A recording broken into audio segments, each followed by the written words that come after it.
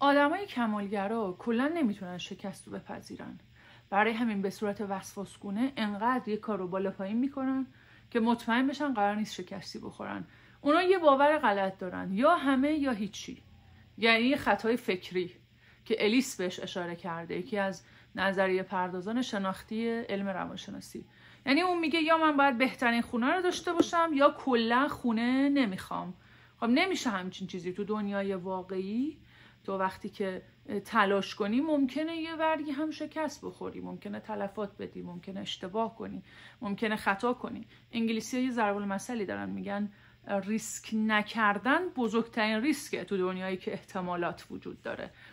به نظر من یکی از راه‌های درمان کمالگرایی اینه که تو خودتو عادت بدی، چون میدونید انسان ساخته عادتاشه، خودتو عادت بدی به اشتباه کردن، با تکرار اونا، با ترسات مواجه شی، انقدر این اشتباهات رو تکرار کنی که هی برات عادی بشه که آقا من قراره خطا کنم تو زندگی، من قراره نصف نیمه ها رو بپذیرم، اگر رابطه کامل به دلم نیست 50% اوکی هم ادامه میدم که یاد بگیرم با کم و کاستی ها کنار بیام. کمالگرایی ایرادی که داره، خود فرد کمالگرا به نسبت به خودش هم نمیتونه کمها رو راضی باشه و قانع باشه و قبول کنه.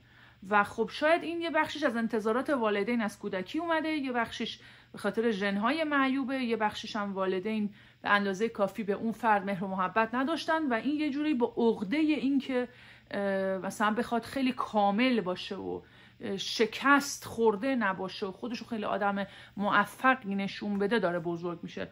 در صورتی که ما باید باور کنیم که خیلی از اون خطاهایی که در کودکی داشتیم دیگه اون پدر مادره نیستن که با ما اونجوری رفتار کنن. این ماییم که این الگوها رو نهادینه کردیم، این انتقادها رو دائما داریم از خودمون انجام میدیم. میتونیم الان با مچگیری از خودمون در مورد افکار غلط، باورهای غلط، رفتارهای غلط، یه سری سبک رفتاری جدید رو تو خودمون خلق کنیم. از ویژگی‌های بارز آدمای موفق که زندگی نامه‌هاشون رو میخونی میبینی آدمایی بودن که اینا دائما اصلا شکست رو تجربه کردن. پس تو نمیتونی با جلوگیری از اتفاقات ناگوار و اینکه نکنه اشتباه کنم جلوی شکست رو بگیری. اینطوری باید همش بودی کنج عزلت، کاری نکنی، انجام ندی، چیزی رو ریسکی نکنی که نکنه اتفاقی بیفته. خب آقا ممکنه اتفاقی هم بیفته، تو نمیتونی رو اون 10% ها سوار باشی و حرکت نکنی. پس کمالگرایی بارزترین ویژگیش ترس از شکسته، ترس از این که بد دیده بشه، ترس از این که قبولش نکنن، تو چشم بره اشتباهاتش. تنها راهش هم اینه که باوراشو به چالش بکشه و با اون ترساش کم کم مواجه بشه. من دکتر سپیده هاشمزاده هستم، روانکاو بالینی و سکسولوژیست. آگاهی رمز خوشبختی. لطفاً حتما نظرت رو برای من کامنت کن. انتقاد و پیشنهاد حتما نباید تایید و ردم کنی. لایک کن، از فیلم حمایت مالی کن، سابسکرایب کن و بیا بغلم. خدافظ.